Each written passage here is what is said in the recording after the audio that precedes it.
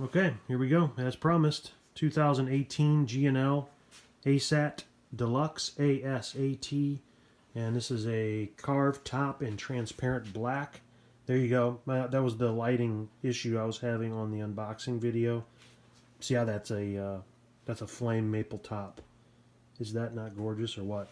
I have not taken the pickups out, so I'm pretty sure that's a veneer, and it really wouldn't matter if it's a thick cap or thin cap. It's got such a nice polyurethane finish on top that it's basically bulletproof. And if it gets dinged up past that, that means you're playing the crap out of it, so who cares, right? The thing that G&L does that, to my knowledge, most manufacturers do not, that have overseas versions of their guitars, is they will send, like this is an American bridge, and these are American pickups, and those are actually shipped to Indonesia, and then they are installed there. You don't need to quote me on the bridge may not be, but if that is a cast bridge overseas, then the big money saver over there is they use cheap pot metal, and you can see how the little pits and things in it when it comes out. So if that is actually manufactured there, it's as good, if not better, than the ones that we make here in the United States. So very, very nicely done guitar. I'm kicking myself for not taking a video and up close photos of just how stupid the fretboard looked when I took it out of the box. I could not believe it. Now, I'm not going to exaggerate, and I'm glad I didn't take a photo now, because I can show you exactly what color it was. Ready? It was that color. See the box? It was cardboard. And I'm not even, I've exaggerated before, but that's how light it was. Now, just because, some people might like rosewood very light like that, I do not, and it just really didn't look right on the black guitar, in my opinion. And it was almost bad enough to where, even as excited as I was about getting it, I was going to return it. But then I'm like, wait a minute. The reviews I saw, which was the reason I made the purchase, didn't show that. Well, that's because they got crap light, just like I have crap light. So I'm not going to hold G&L responsible for, YouTube's, the users and the reviewers of their guitars, because they have junk lighting. So no big deal. The thing that saved the day was this ink right here, Higgins 46030. See that number below the word black ink? The words black ink? 46030. There's several kinds. When you see this, I got this at Michael's Craft store, and they also had it at Hobby Lobby. But there were several black inks in the same bottle, and you have to read closely. That's the non-waterproof kind. I think it soaks into the grain a lot better than what waterproof would do.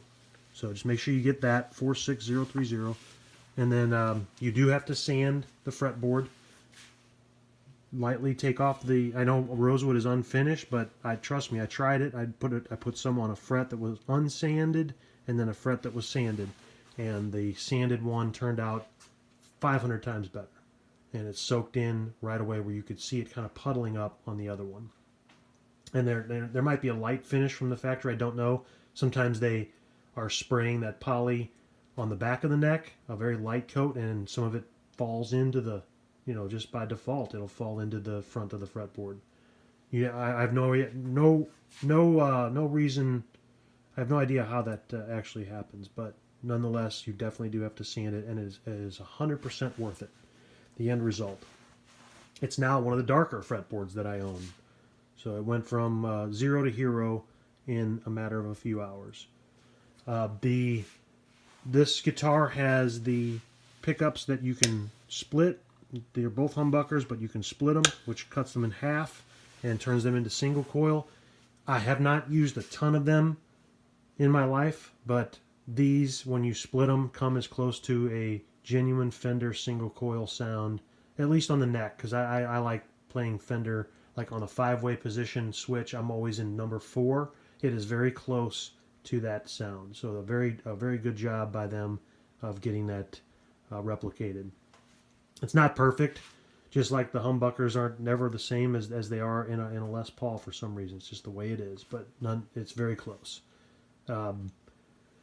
What else? Going up the neck, when I got the guitar, it was not playable. I thought that maybe when it was shipped overseas, you never know. Sometimes it goes from one element to another, temperature-wise, and the neck can warp and bow and bend and whatever.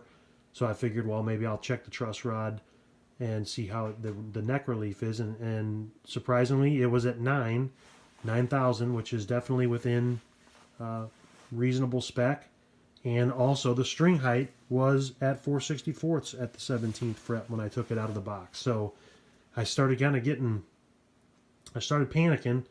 and thinking maybe there was something wrong with it, like the neck was twisted. But I come to find out it just simply had 4 frets that were completely unacceptable, and there was one that was questionable. So I addressed those 5 frets, and it now plays perfectly. And that's the thing you guys got to realize when you buy these things from overseas, first of all, and also online. If it's not going into a store or a company like Sweetwater that will take it out of the box and go through the 52-point checks or whatever that they do, and they set them up for you, that's part of their warranty. That's part of the reason you're buying from them. That's why they make a profit. But you're kind of skipping that step. So I got this guitar for probably $100 less because I bought it just directly and dealt with the issues myself. But you can expect, if you should have a guitar tech in your area that could do everything that I did to this guitar for $50 should be the maximum. And if they charge more than that, shame on them.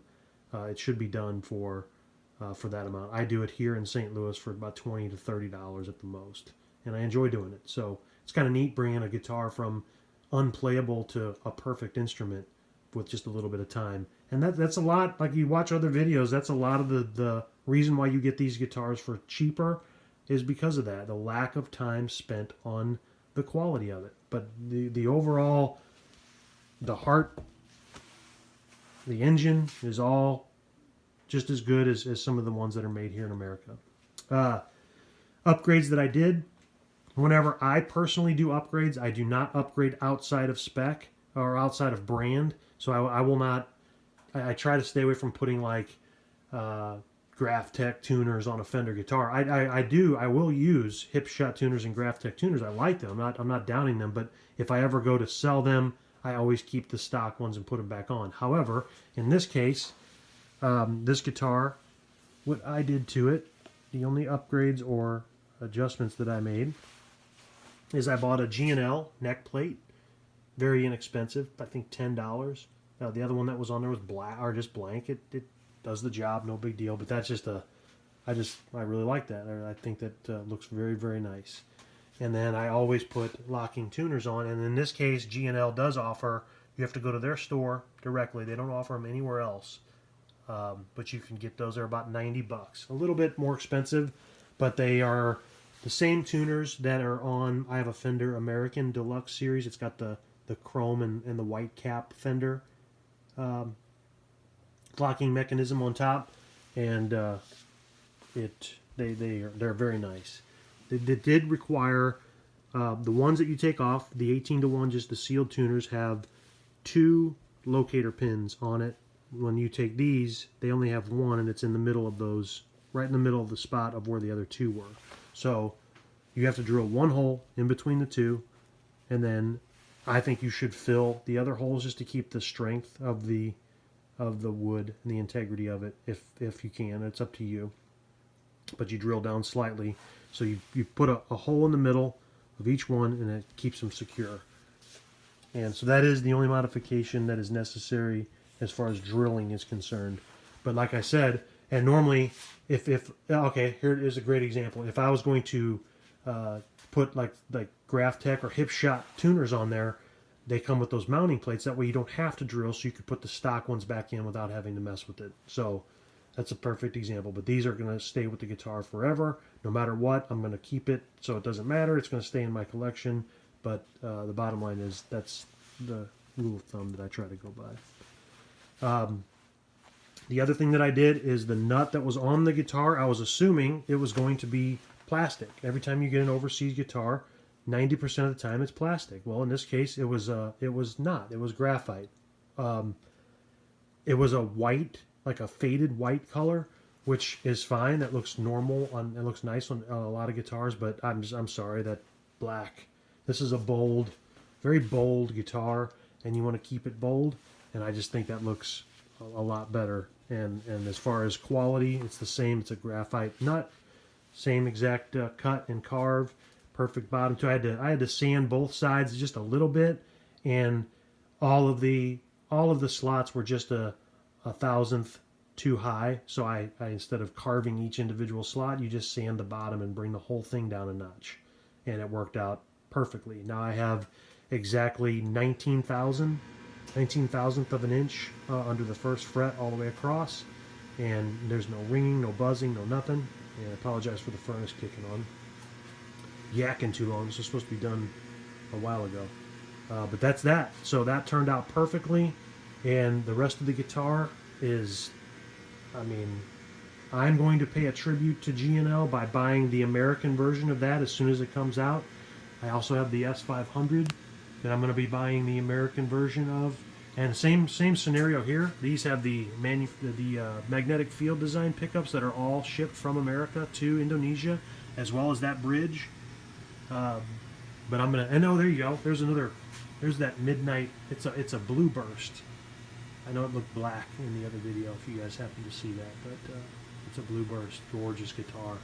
And this guitar is the reason I bought that guitar, and I am more than happy. So hats off to you, G&L, to a job well done.